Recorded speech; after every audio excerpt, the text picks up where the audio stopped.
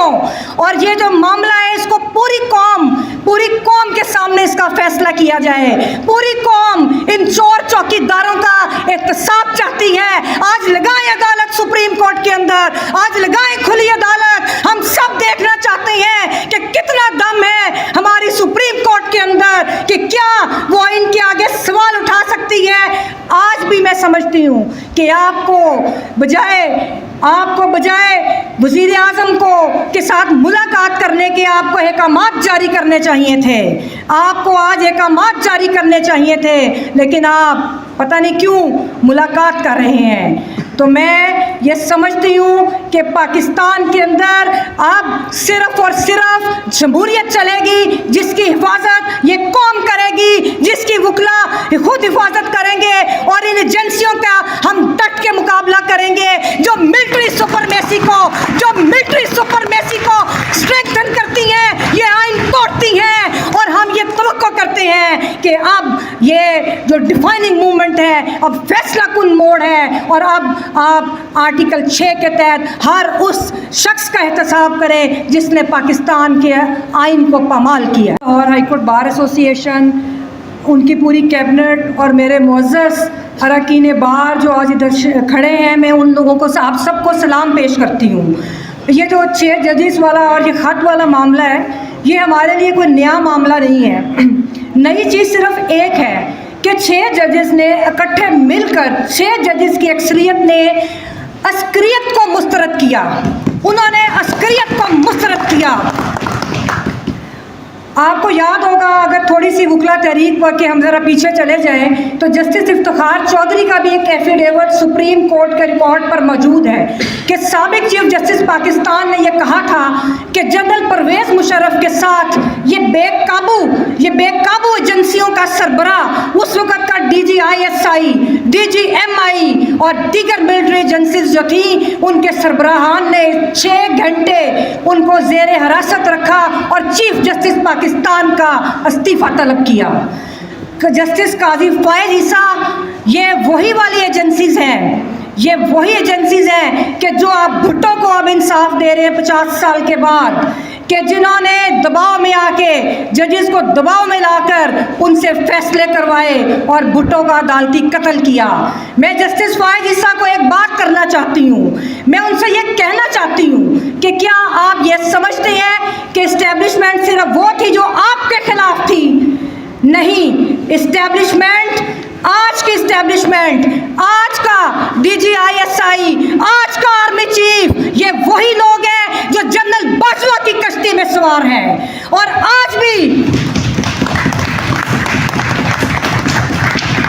मुझे बहुत अफसोस है कि जिस तरह जजेस ने जो तहरीर किया उसको रिपीट करने की ज़रूरत नहीं, लेकिन एक चीज़ पे मैं बात ज़रूर करूँगी, और वो ह्यूमन डिग्निटी और ख़वातीन के रिस्पेक्ट के हवाले से बात करूँगी कि जो इन्होंने फैमिली प्राइवेसी को ब्रीच किया।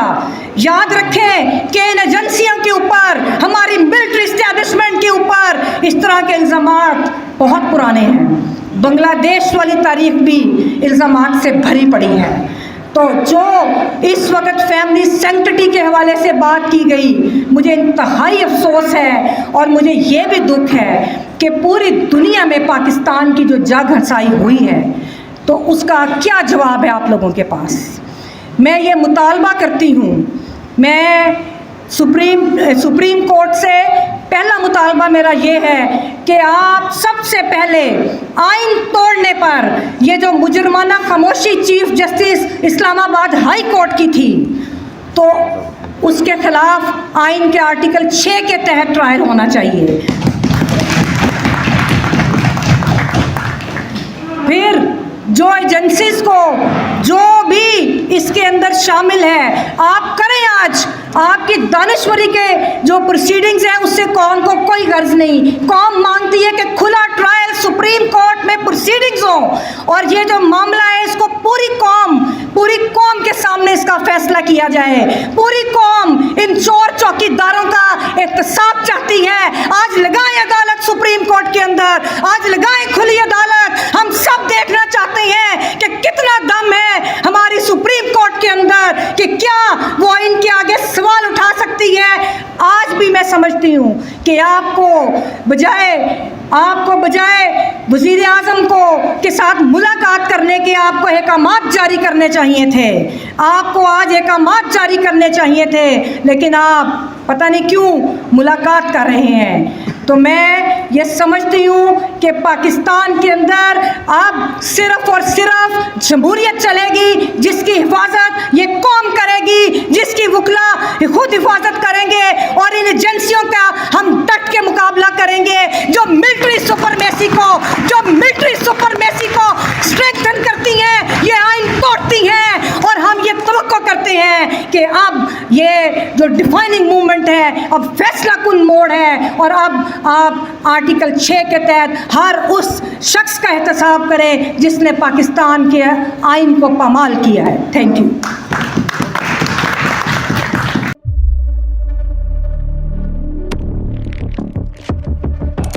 कुदरत की तख्लीक में कोई कमी नहीं, बस देखने वाली नजर चाहिए। कुदरत के बनाए इस निजाम में कौन है फसादी और कौन कर रहा है हक की मनादी? Absolutely not. कुदरत की सब पर नजर है। मजलूम की आह हो या जालिम पे परवाह, कुदरत की नजर से ओझल नहीं। कुदरत का ऐसा ही एक शाहकार है जो नजर भी रखता है और पल पल की खबर भी। बराह रास्त जलसे हो या रखनी हो पाकिस्तान समेत दुनिया भर की खबरों पर नजर, तो अभी सब्सक्राइब करें YouTube पर डेली कुदरत को, या फिर फॉलो करें सोशल मीडिया पर डेली कुदरत को, और रहें हर लम्हा बाखबर। कुदरत हर वक्त बर वक्त।